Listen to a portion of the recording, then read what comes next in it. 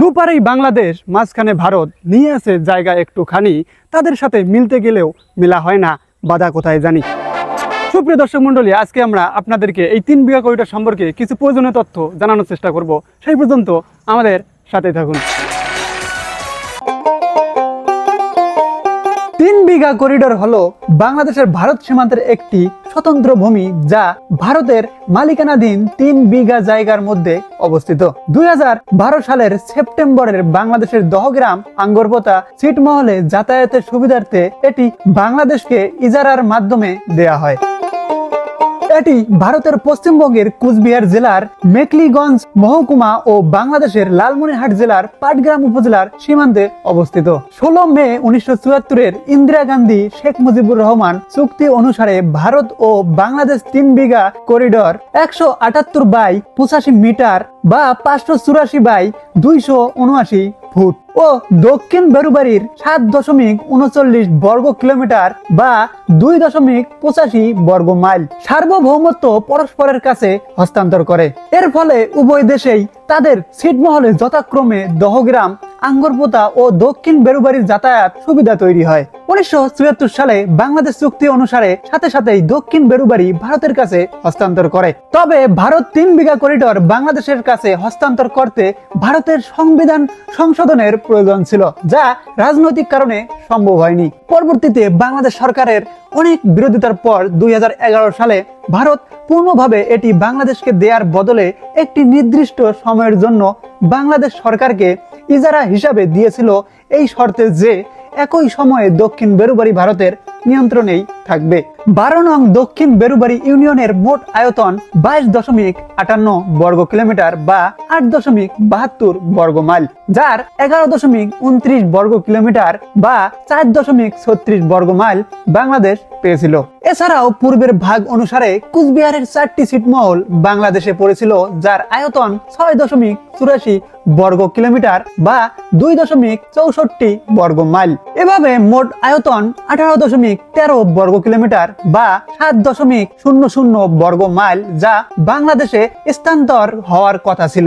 1967 সালের হিসাব অনুযায়ী এই ভূখণ্ডগুলোর মোট জনসংখ্যার 90% ছিল হিন্দু ধর্মাবলম্বী। পক্ষান্তরে বাংলাদেশের ছিটমহল দহগ্রাম আঙ্গরপোতা ভারতের হস্তান্তরের কথা ছিল, যার মোট আয়তন 18.68 বর্গ কিলোমিটার বা 7.21 বর্গ মাইল ও 1967 সালের হিসেব অনুযায়ী মোট জনসংখ্যার 80% ছিল মুসলমান।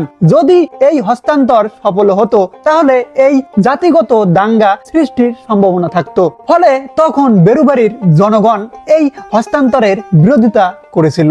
1971 সালের পর ভারত বাংলাদেশকে প্রস্তাব দেয় বেরুবাড়ির অর্ধাংশ ভারতের অধীন থাকবে এবং দহগ্রাম আঙ্গরপোতা বাংলাদেশেরই থাকবে। এই চুক্তি অনুসারে ভারত দহগ্রাম আঙ্গরপোতাবাসীর বাংলাদেশের মূল ভূখণ্ডের সাথে যোগাযোগ রক্ষার জন্য একটি 3 বিঘা আয়তনের জায়গা ইজারা হিসেবে দিয়েছিল।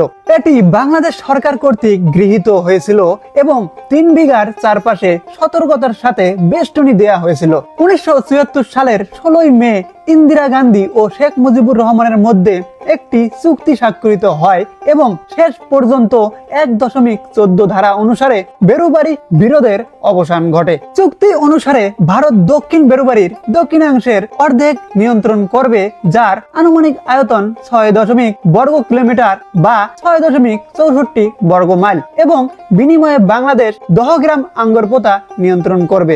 ভারত দহগ্রাম আঙ্গরপোতাবাসীদের বাংলাদেশের মূল ভূখণ্ডের সাথে যোগাযোগ স্থাপনের জন্য 178 বাই 85 মিটার আয়তনের একটি ভূমি বাংলাদেশকে ইজারা হিসেবে দেবে। করিডোর দিয়ে দহগ্রাম আঙ্গরপোতা প্রবেশ করতে পূর্বে করিডোরটি দিনের 12 ঘন্টা সময়ের জন্য উন্মুক্ত করে দেয়া হতো।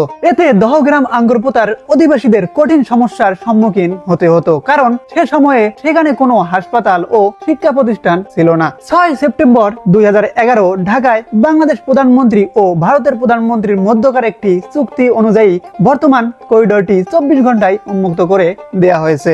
2011 সালের 19 অক্টোবর বাংলাদেশের প্রধানমন্ত্রী কর্তৃক আনুষ্ঠানিকভাবে করিডোরটি উন্মুক্ত ঘোষণা করা হয়। আবার 2011 সালের পূর্বে দহগ্রাম আঙ্গরপোতাতে কোনো হাসপাতাল বা কলেজ ছিল না।